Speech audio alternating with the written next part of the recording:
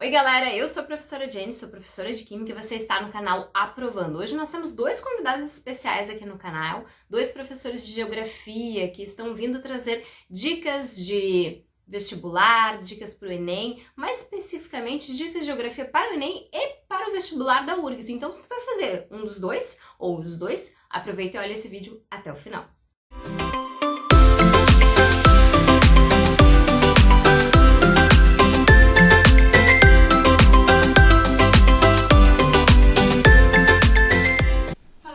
Tudo bem com vocês? Eu sou a professora Cléo, sou professora de Geografia, já atuei em pré-vestibular e a convite da professora Jenny do Aprovando, nós viemos aqui falar um pouquinho mais, algumas dicas tanto do vestibular da URGS quanto do Enem.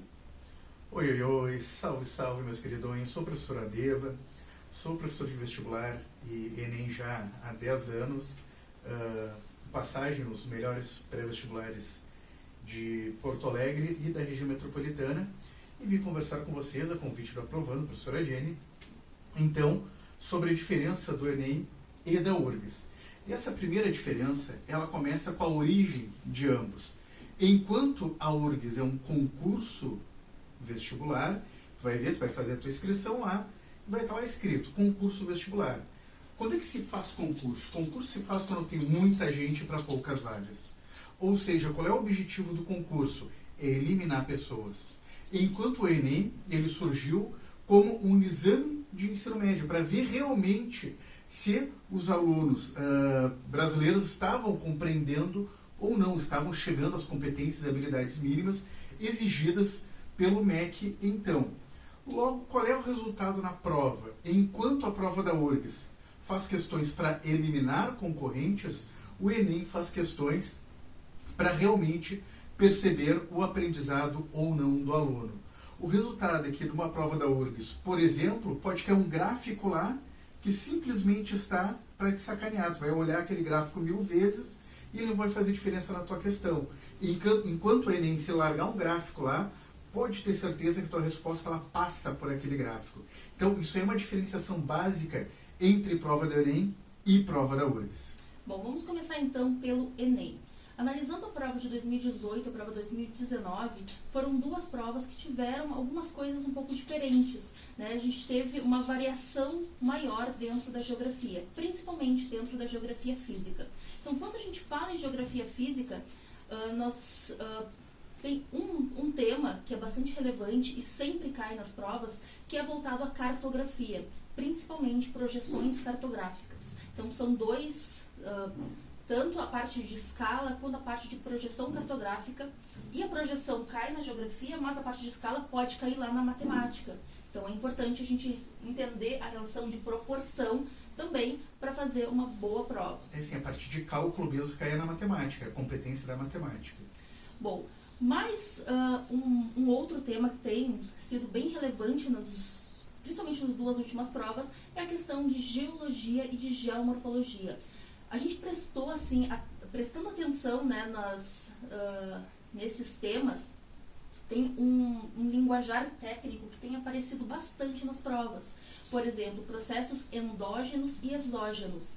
Né? Na prova de 2019 apareceu uma questão que falava sobre processos exógenos. Então era importante saber, ele não colocava processos superficiais para falar da geomorfologia, e sim exógenos. Então essa linguagem mais técnica tem aparecido nas provas.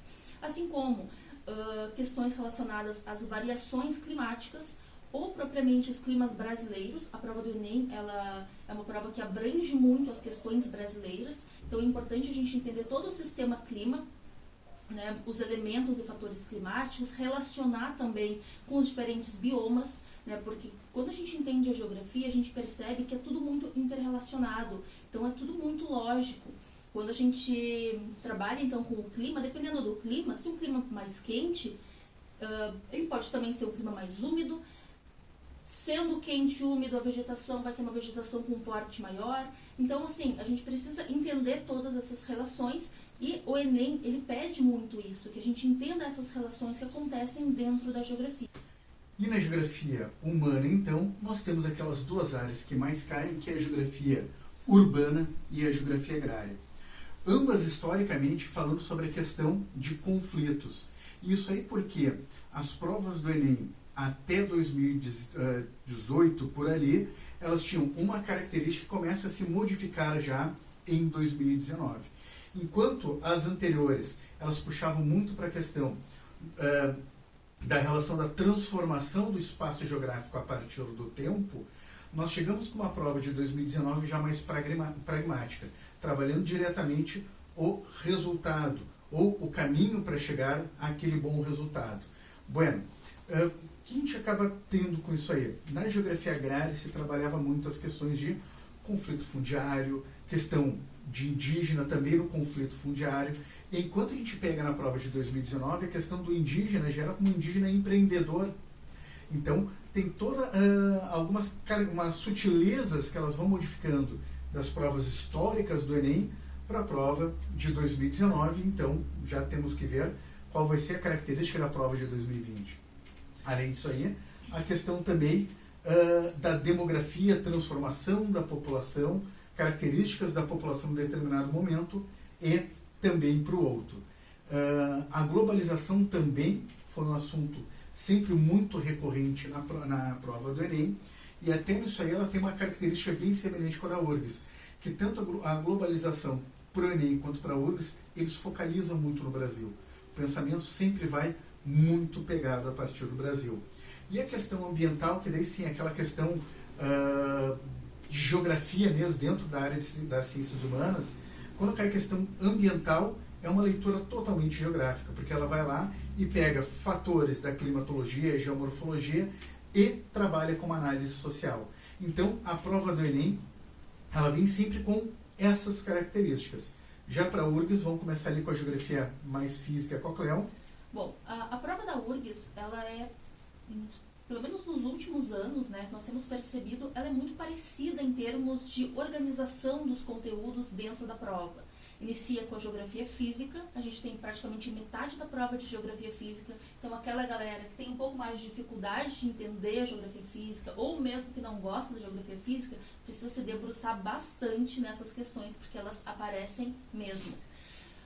Primeiro a gente pode começar falando sobre cartografia, assim como na prova do Enem, que pega muito mais as questões de projeções cartográficas, na prova da URGS, geralmente ela cobra muito mais o cálculo propriamente dito. Saber lá como se calcula a escala, como se calcula a distância gráfica, a distância real, isso é extremamente importante. Assim como os movimentos da Terra. Parece uma bobagem, parece coisas lá do 6º ano, mas movimentos de rotação, de translação, a importância, né, quais as consequências do nosso dia a dia, isso também tem aparecido bastante nas provas da URGS.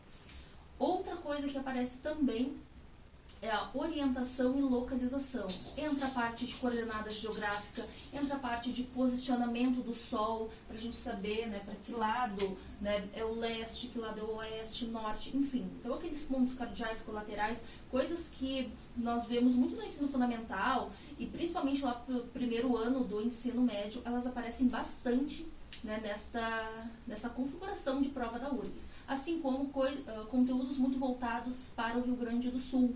Por exemplo, a parte de geologia e de geomorfologia do Rio Grande do Sul.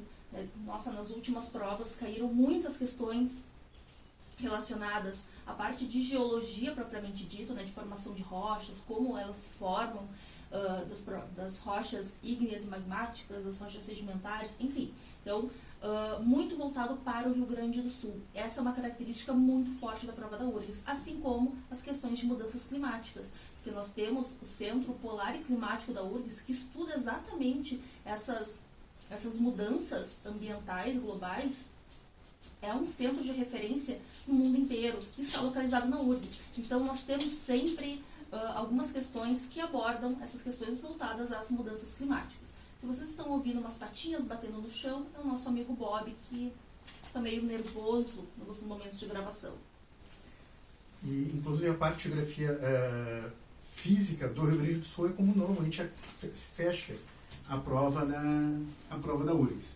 Bueno, na parte humana, aí a gente já começa a ver, na parte de demografia, adora cair migrações, então tipos de migrações, como acontecem migrações, porquê dessas migrações, geografia urbana, na questão de conflito, questão de gentrificação, transformação da sociedade a partir do tempo. Então, aquela característica que eu te falei que lá no Enem, ela começou a modificar a partir de 2019, é uma característica constante na URGS. As questões da URGS, elas permanecem, só que de uma forma muito mais aprofundada. Eu não vou utilizar a expressão conteudista, porque sempre tu precisa de reflexão, precisa de trabalhar com uma certa complexidade para conseguir fazer a questão. Então, eu não vou dizer que ela é meramente conteudista, é uma questão muito mais aprofundada.